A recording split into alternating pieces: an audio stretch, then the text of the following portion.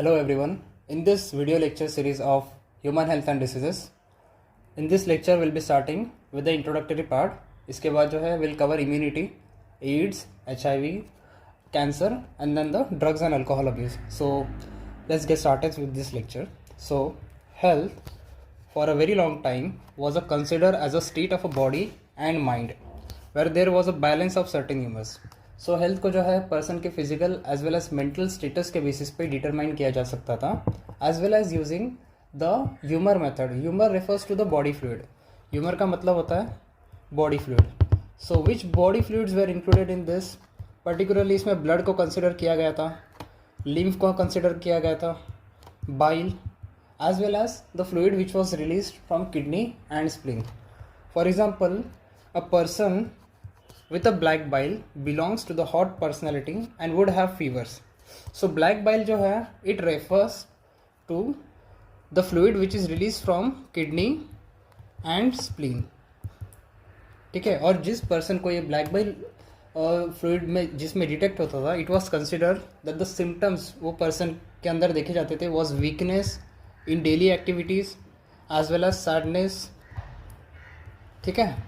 This method of using humours जो है, इस मेथड को एंशंट आयुर्वेदा सिस्टम में भी यूज़ करते थे एज वेल एज ग्रीक जो है सच एज हिप्पोक्रेटस वो भी यूज़ किया करते थे. ठीक है. But this method was disproved. इस मेथड जो है ये वैलिड नहीं है. इसको प्रूफ करने का जो काम किया था it was done by William Harvey after the discovery of blood circulation. So first question they will definitely ask. पहला क्वेश्चन ये रहेगा that humors theory was used by Greek as well as Indian Ayurveda system. Second was कि humor theory को disprove किसने किया था. It was William Harvey. You also need to remember कि William Harvey ही थे जिन्होंने blood circulation को discover करके इस theory को disprove किया गया था. ठीक है.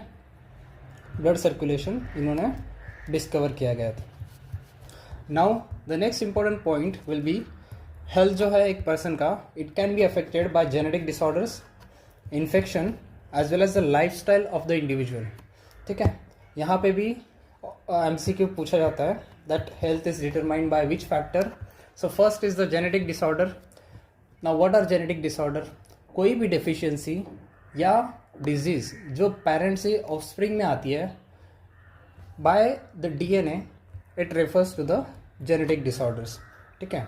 Infection you definitely know as well as the life style. Life style में क्या क्या इंक्लूडेड होगा. The habits of the individual कि उसका हैबिट्स कैसा है, उसका proper sleep wake cycle maintain है या नहीं, वो किस तरीके का खाना खाता है, and all the factors are considered. Now will study about the definition of health. So health refers to a state of complete physical, mental and social wellbeing. तो इसमें physical health of the body as well as the mental status की person का mental health कैसा है, as well as how he behaves in the surrounding, ये सारे factors को consider करके health is determined. And health is not determined by simply absence of the disease. ठीक है. So this definition is given by World Health Organization. ये आपको definitely पता होना चाहिए and you need to know the exact definition of health. ठीक है. The next thing you need to know is from this paragraph is diseases जो है वो दो टाइप के डिसीजेस हो सकते हैं. एक तो डिसीज इन्फेक्शियस होगा या फिर नॉन इन्फेक्शियस हो सकता है. नाउ यू विल नो कि what is infectious and what is non infectious. Infections means जो स्प्रेड होता है, it can spread from one person to another, and non infectious does not spread. But जो main question यहाँ पे आता है that is कि among the infectious disease major cause of death all across the world किस disease की वजह से होता है, and that is ads. AIDS is the infectious disease causing maximum death across the world. और नॉन इन्फेक्शियस डिसीजेस में maximum death जो है वो कैंसर की वजह से हो सकता है, होता है. ठीक है. सो इतना ही इसमें क्वेश्चन पूछा जाता है. अदर पार्ट जो इसमें दिया है that is you need to maintain दो नॉर्मल हेल्दी डाइट आपको लेना है, योगा आपको करना है, एक्सरसाइज करना है. That is all that is mention in this part. ठीक है. Now will study about the common diseases in the human. Means इंसान में जो कॉमन डिसीजेस होती है अब हम उसको देखेंगे. So first thing you need to know is कि डिजीज कॉजिंग जो ऑर्गेनिजम्स होते हैं उनको हम पैथोजेंस बोल सकते हैं. And pathogens can be bacteria की वजह से भी डिजीज़ हो सकता है। जो भी डिजीज़ कॉज करेगा that is called as pathogenic organism. ठीक है, now disease can be cause by bacteria, viruses भी हो सकते हैं, फंगस, प्रोटोजोआ एंड हेलमिंथस। ठीक है, now the second point that you need to know about parasite is जो भी पैरासाइट या पैथोजेंस पर्सन के आउटसाइड मीन्स स्किन पर या फिर आउटसाइड द बॉडी प्रेजेंट है या फिर within the body such as intestine में प्रेजेंट है, स्टमक में प्रेजेंट है, they should be able to survive in that environment properly. अगर वो सर्वाइव नहीं कर पाएंगे सो वो मारे जाएंगे, सो वो डिजीज़ कॉज नहीं कर पाएंगे। एंड देयरफॉर एवरी पैथोजन अपने आप को इस तरीके से अडेप्ट कर लेता है कि वो वहाँ पे जो है सर्वाइव कर सके और अपना नंबर बढ़ा सके, जिसका इफेक्ट होता है डिजीज़ कॉज करना या फिर सिम्टम्स होना जो एक पर्सन में देखे जाते हैं। ठीक है, so you need to know is pathogens जो है they adapt to the life within the environment of the host. ठीक है, फॉर एग्जाम्पल अगर पैथोजेंस कोई स्टमक में अगर अपना नंबर बढ़ा रहा है सो उसे लो पीएच में सर्वाइव करते आना चाहिए, as well as digestive enzymes जो है उस पर एक्ट ना कर सके, इसीलिए उसने अपने अंदर चेंजेस भी कराने पड़ते हैं। ठीक है, फर्स्ट डिसीज़ जो हम यहाँ पे कवर करेंगे दैट इज़ साल्मोनेला टाइफी। तो साल्मोनेला टाइफी जो है it is responsible for causing typhoid fever in human beings. So what are the common symptoms जो टाइफाइड में देखे जा सकते हैं, that is sustain high fever. जो है पर्सन में जो है सस्टेन हाई फीवर देखा जाता है, एंड ये फीवर भी जो है स्टेप लैडर फैशन में होता है। मीन्स पहले कम फीवर होगा, फिर थोड़ा और बढ़ेगा, फिर और थोड़ा बढ़ेगा, फिर और थोड़ा बढ़ेगा, एंड जैसे जैसे बढ़ेगा वैसे वैसे सिम्टम्स भी जो है टाइफाइड के सीवियर होते जाते हैं। And if typhoid is not treated so इसके वजह से डेथ भी हो सकती है। So what are the other symptoms, weakness cause होगा, obviously stomach pain, constipation, headache, loss of appetite, and in severe cases intestinal perforation, meanings intestine की wall को डैमेज करके वहाँ पे जो है डिस्ट्रॉय कर देना, and death can occur in the severe case. ठीक है, जिस टेस्ट से हम टाइफाइड हुआ है या नहीं ये कंफर्म करते हैं that is called as Widal test. तो विडाल टेस्ट में पर्टिकुलरली हम क्या करते हैं ना, हम सैंपल लेते हैं और उस सैंपल में डाइल्यूशन के बेसिस पे डिटरमाइन कर सकते हैं कि किस टाइप का टाइफाइड हुआ है और टाइफाइड है या नहीं। ठीक है, अदर देन दैट आपको डेफिनेटली पता होना चाहिए what is Mary Mallon. Mary Mallon जो है एक कुक थी in London, and she was a chronic carrier of typhoid. Chronic carrier का मतलब क्या होता है, क्रोनिक कैरियर पर्टिकुलरली वो इंडिविजुअल्स हैं जिसके अंदर टाइफाइड के ऑर्गेनिजम्स प्रेजेंट हैं, ग्रो भी करते हैं और उस इंडिविजुअल के थ्रू स्प्रेड भी करते हैं। अब क्रोनिक कैरियर डिजीज़ भी हो सकता है कि उसे खुद वो बीमारी है, सिम्टम्स भी है, या फिर वो डिजीज़ नहीं है, वो नॉर्मल है बट स्टिल वो स्प्रेड कर रहा है दूसरों को।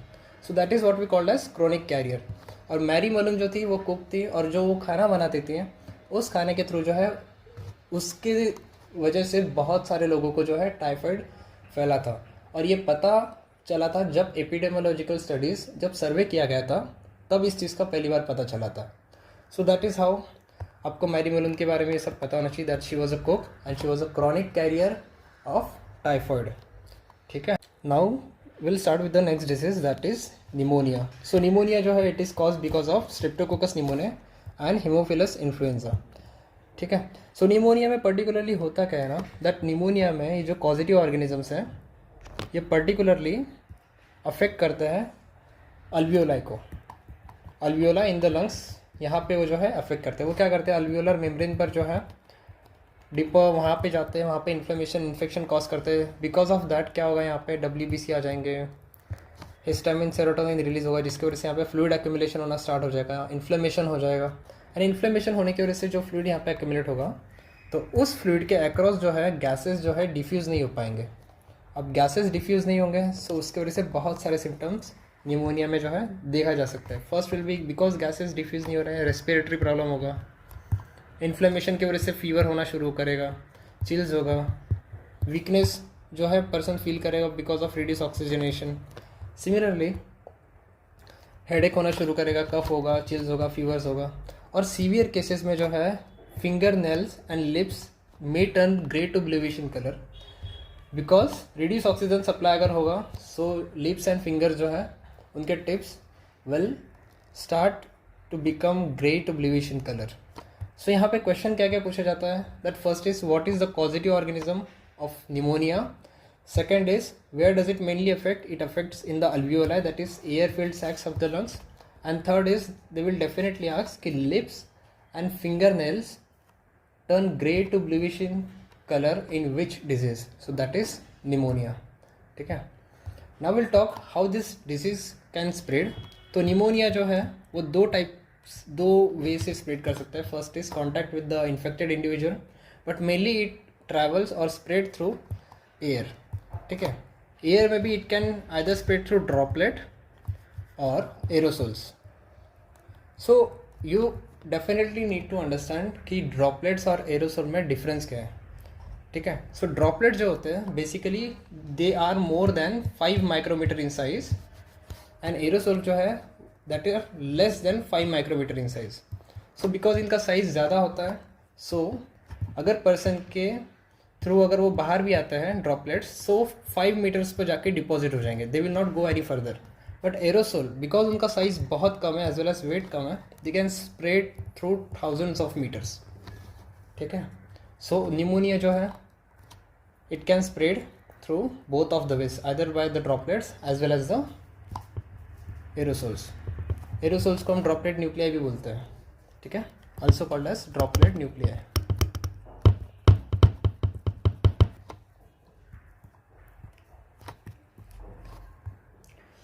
Okay, now next disease will be starting is the common cold, जो हमें डेफिनेटली सर्दी होती है और उसका कोई ट्रीटमेंट भी नहीं है, हम सिर्फ उसके सिम्टम्स को ट्रीट कर सकते हैं, उसका डेफिनेट ट्रीटमेंट तो है नहीं हमारे पास. सो कॉमन कोल्ड कॉज किसके वजह से होता है, तो कॉमन कोल्ड जो है it is cause because of the rhino viruses.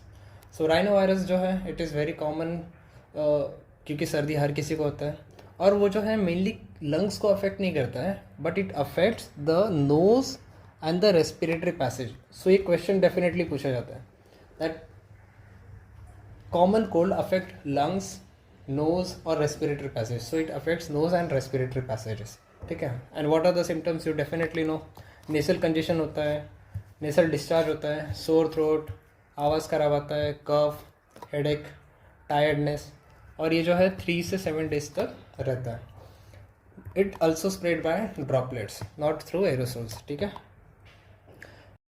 तो the next topic is malaria. So malaria में जो है, malaria is basically cause because of the protista that is protozoa.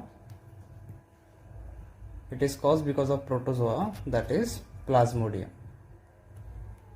So Plasmodium जो है इसके 4 वैरायटीज़ है, 4 टाइप्स है जो मलेरिया कॉज करने के लिए रिस्पॉन्सिबल है. दैट इज प्लाज्मोडियम मलेरी,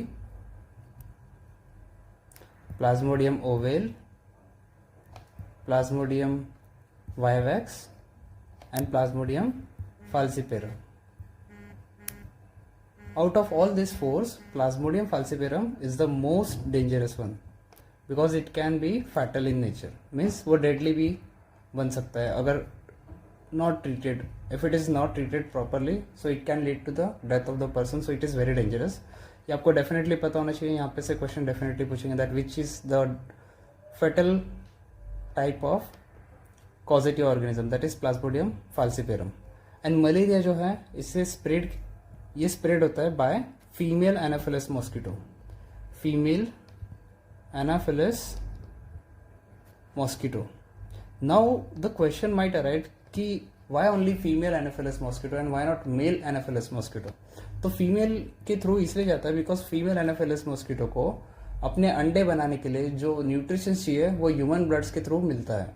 वही अगर मैं मेल एनाफिलस मॉस्किटो की बात करूं, सो उन्हें तो अंडे नहीं बनाए देते, मॉस्किटो एग्स उन्हें नहीं बनाने हैं, एंड देयरफॉर उनका जो भी फूड होता है they obtain from pollen grains, flowers, वहाँ से उनको उनका खाना मिल जाता है. But female anopheles mosquito mosquito को एग्स बनाने के लिए ह्यूमन ब्लड की रिक्वायरमेंट होती है, and therefore they feed on the human blood.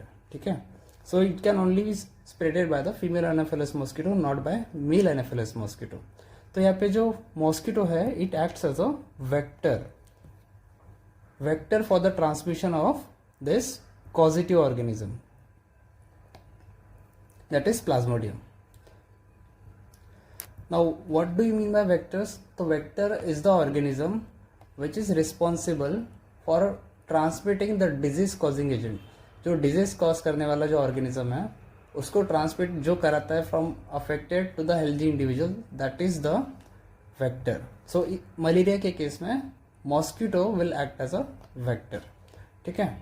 So malaria का जो पैरासाइट है, now will see about the life cycle of malaria in detail.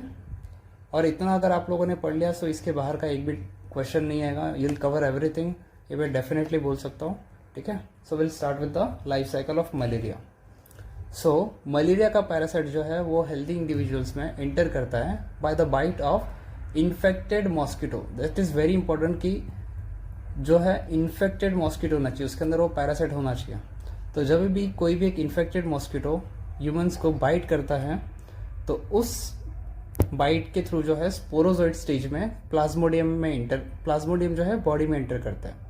So the most important question malaria में ये पूछा जाता है that what is the infective stage of malaria, means in which stage malarial parasite जो है healthy individuals में enter करता है, and that stage is sporozoite stage. So sporozoite stage is the infective stage of malaria.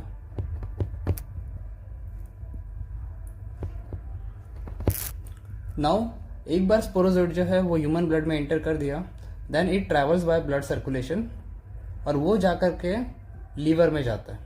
और liver में जो है Plasmodium जो है लीवर के सेल्स को हम हेपेटोसाइट्स बोलते हैं, हेपेटोसाइट.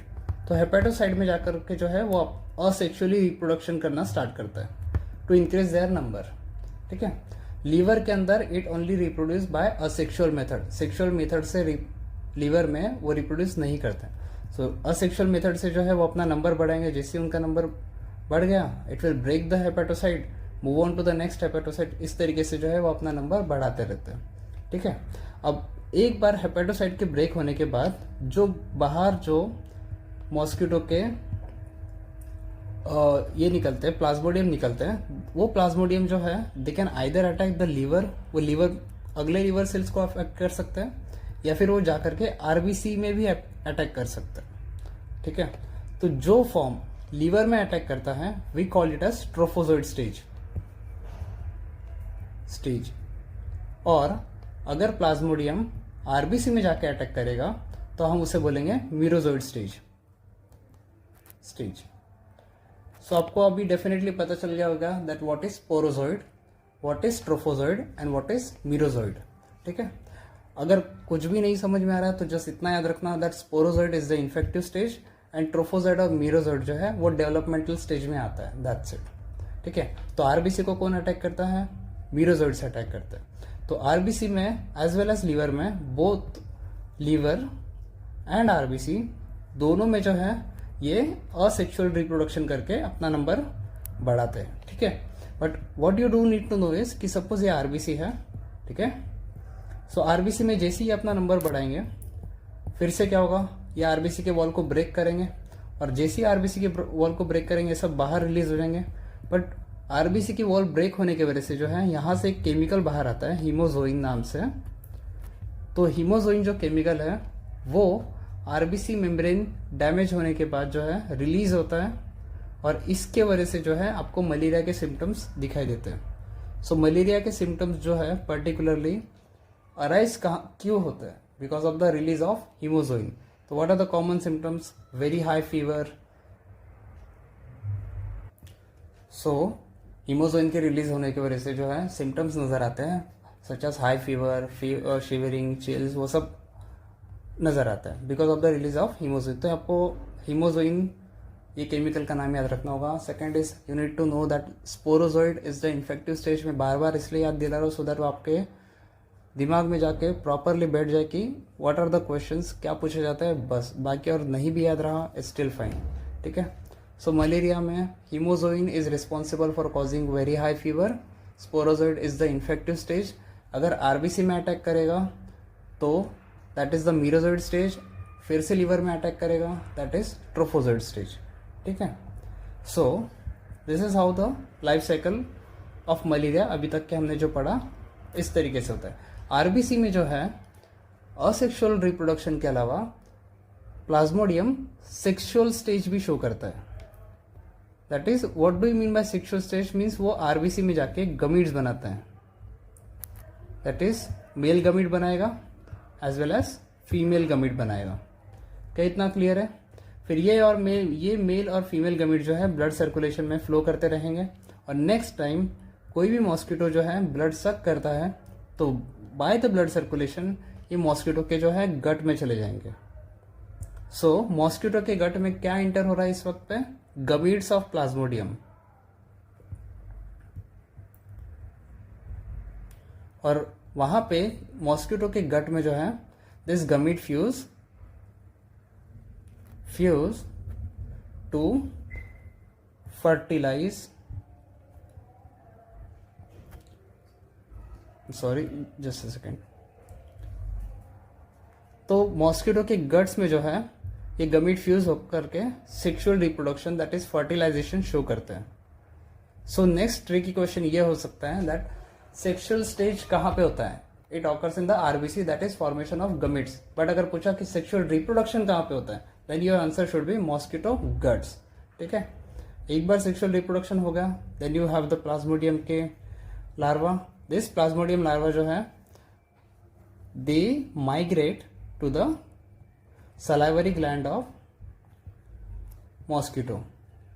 तो ये जो है मॉस्किटो के गट से ये जो लार्वा है वो सलाइवरी ग्लैंड तक जाएंगे और नेक्स्ट टाइम जब भी मॉस्किटो बाइट करेगा it release its salivary secretion और वो सलाइवरी सिक्रीशन से जो है प्लाज्मोडियम नेक्स्ट हेल्दी या इन्फेक्टेड इंडिविजुअल में ट्रांसमिट हो गए। And this is how the malarial life cycle takes place. I hope आपको समझ में आ गया होगा। अगर नहीं समझ में आया तो एक बार फिर से रिवाइंड करके इस टॉपिक को पढ़ लेना। ठीक है, now the next topic is entamoeba histolytica which is responsible for causing amoebiasis. ठीक है, सो एंटा अमीबा हिस्टोलिटिका जो है it is nothing but a marine form of amoeba. Amoeba हम सबको डेफिनेटली पता है, बचपन से ही पढ़ते आ रहे हैं। एंटा अमीबा हिस्टोलिटिका जो है वो भी एक प्रोटोजोआ है और वो मेनली अफेक्ट करता है लार्ज इंटेस्टाइन को। ये एक डेफिनेट क्वेश्चन है। ठीक है, और लार्ज इंटेस्टाइन को अफेक्ट करने के बाद it causes symptoms like constipation, abdominal pain, cramps, stools, excess mucosa as well as the blood clots. और जो है amoeba it spread by the house fly. यहाँ पे house fly will act as a vector और malaria के case में female anopheles mosquito will act as a vector.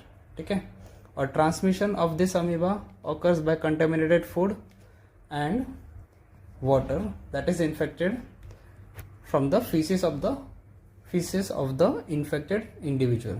ठीक है, इसके अलावा एक और पॉइंट याद रखना दैट अगर वेक्टर्स की हम बात कर रहे हैं so what are the different vectors of अलग अलग डिसीज के क्या है हम वो एक साथ ही देख लेते हैं। सो मलेरिया के केस में what is the vector?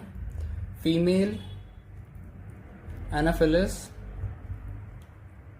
Mosquito. वही अगर मैं डेंगू की बात करूंगा, डेंगू एंड चिकनगुनिया, तो इस केस में एडिस मॉस्किटो जो है it is a transmitting agent that is vector. वही अगर मैं एलिफेंटासिस की बात करूंगा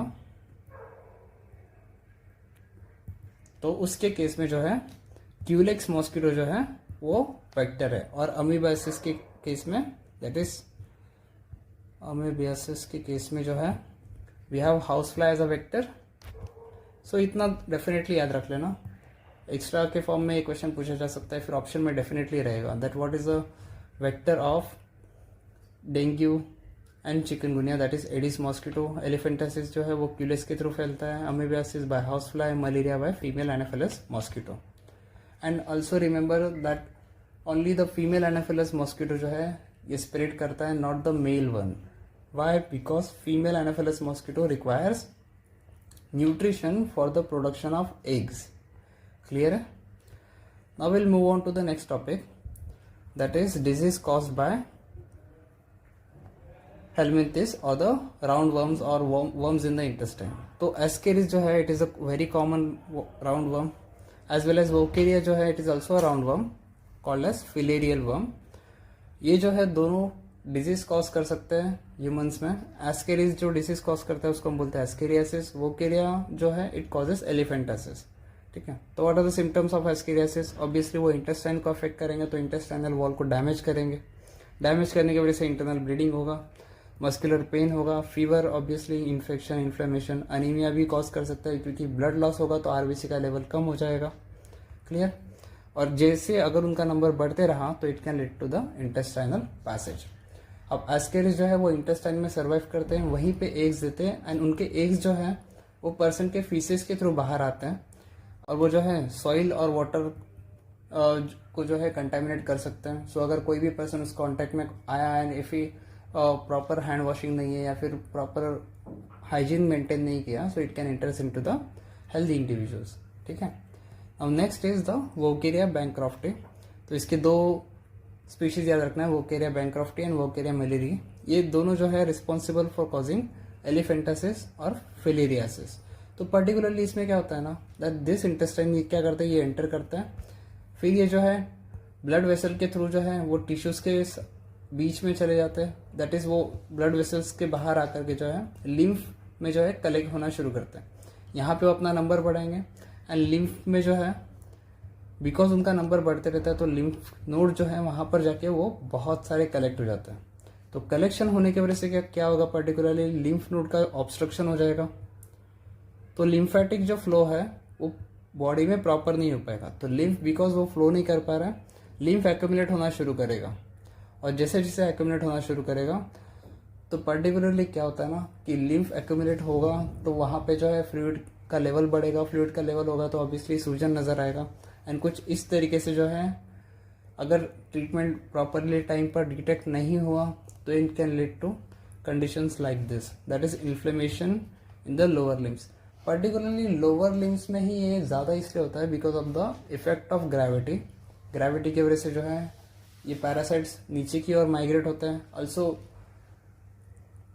नीचे की ओर माइग्रेट होने की वजह से वो लिम्फ नोड को ऑब्स्ट्रक्ट करेंगे, लिम्फेटिक फ्लो नहीं होगा, and therefore accumulation of fluid से कुछ इस तरीके से ये हो जाएगा। अगर ये प्रॉपरली डिटेक्ट नहीं हुआ तो ये इसका ट्रीटमेंट भी बहुत मुश्किल हो जाता है। ऑल्सो जिस वक्त ये इन्फेक्ट होता है उससे करीबन 5 से 10 साल के बाद ही पता चलता है जब इसके सिम्टम्स आना नजर होता है। ठीक है। Now will study about certain fungal infections. तो पहला जो फंगल इन्फेक्शन हमें पढ़ना है that is ringworm. It is cause by the genera microsporum, trichophyton and epidermophyton. ठीक है। इस जेनेरा के जो फंगस है they are responsible for causing ringworm. Ringworm एक बहुत कॉमन इन्फेक्शियस डिजीज है, पर्टिकुलरली स्किन को अफेक्ट करता है। तो स्किन में क्या होगा, ऑब्वियसली इन्फ्लेमेशन शुरू हो जाएगा, ड्राई स्केली लीजन्स अपीयर होना शुरू करता है, स्किन, नेल्स एंड स्कैल्प जो है पर्टिकुलरली अफेक्ट होता है इस डिजीज के अंदर। तो इस डिजीज में जो है बिकॉज फंगल इन्फेक्शन है तो ऑब्वियसली बहुत ज़्यादा ईचिंग होगा, एंड हीट और मॉइस्चर मोर फेवर करता है फंगल ग्रोथ को। तो इसकी वजह से क्या होगा, उनका ग्रोथ ज़्यादा होगा, एंड जिस पार्ट में हीट और मॉइस्चर ज़्यादा होता है पर्टिकुलरली द ग्रोइंग रीजन, तो वहाँ पे जो है ये डेवलप होना शुरू करता है। हाउ डज द रिंगवर्म और एनी फंगल इन्फेक्शन स्प्रेड? तो पर्टिकुलरली जो भी इंसान जो है सेम टॉवल यूज करते हैं या फिर पर्टिकुलरली सेम क्लोथ यूज करते हैं, इवन बाय द कॉम, वो है इन्फेक्टेड से हेल्दी इंडिविजुअल में ट्रांसमिट हो सकता है। सो अब नेक्स्ट पैराग्राफ में हमें एक्सप्लेन किया गया है that how should we, why it is necessary to maintain the personal hygiene, हमें कैसे प्रोटेक्ट होना है इन सारे डिसीजेस से, एज वेल एज हमें ट्रीटमेंट किस तरीके से लेना and everything. Other thing you definitely need to know is, यहाँ से एक क्वेश्चन पूछते हैं that is about how to control the growth of mosquito in our surrounding, क्योंकि मॉस्किटो बहुत ज़्यादा होते हैं डेफिनेटली। तो जहाँ पे भी जो है, अब एडिस, अगर हम डेंगू की बात करें तो it's spread by the Aedes mosquito, और एडिस मॉस्किटो जो है पर्टिकुलरली वो स्टिल वाटर और फ्रेश वाटर में आता है।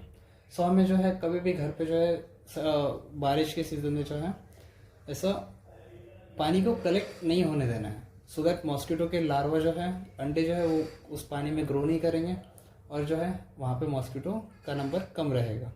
सिमिलरली अगर कहीं पे कोई लेक वगैरह है जहाँ पे पानी बहुत ज़्यादा है एंड इट इज़ कॉजिंग की बहुत ज़्यादा मॉस्किटो वहाँ पे आ रहे हैं, तो वहाँ पे जो है या तो हम जो है उसके ऊपर जो है केरोसिन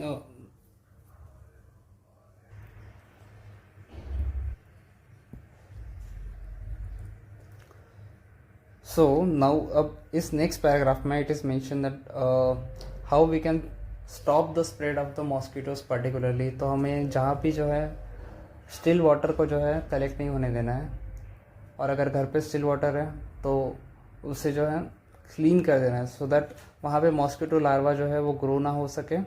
सिमिलरली गैम्बेसा फिश के बारे में एक डेफिनेटली क्वेश्चन पूछा जाता है दैट गैम्बेसा फिश जो है उसे अगर हम पॉन्ड्स में रिलीज करें, so it feeds on the mosquito larvae. So it is also a organic method to control the spread of the mosquitoes. Otherwise और बाकी क्या मेथड्स है, इंसेक्टिसाइड स्प्रेड कर देना खड्डों में, जहाँ पे भी रोड के किनारे जहाँ पे पानी कलेक्ट होता है, फिर आजू बाजू में कहीं भी अगर पानी कलेक्ट हो रहा है तो वहाँ पे हम अगर इंसेक्टिसाइड स्प्रेड करेंगे तो डेफिनेटली जो है मॉस्किटोज का नंबर कम रहेगा। ये मेजर्स बहुत ज़्यादा उन जगह पे इम्पॉर्टेंट है जहाँ पे मॉस्किटो के वजह से मलेरिया के जो केसेस या फिर डेंगू के जो केसेस है वो बहुत हाई हो जाता है। ठीक है, so this are some of the questions जो यहाँ इस पैराग्राफ से पूछे जा सकते हैं, and rest all that's all we are going to talk about in this lecture. अगर आपको ये लेक्चर पसंद आया तो please do like, subscribe to the channel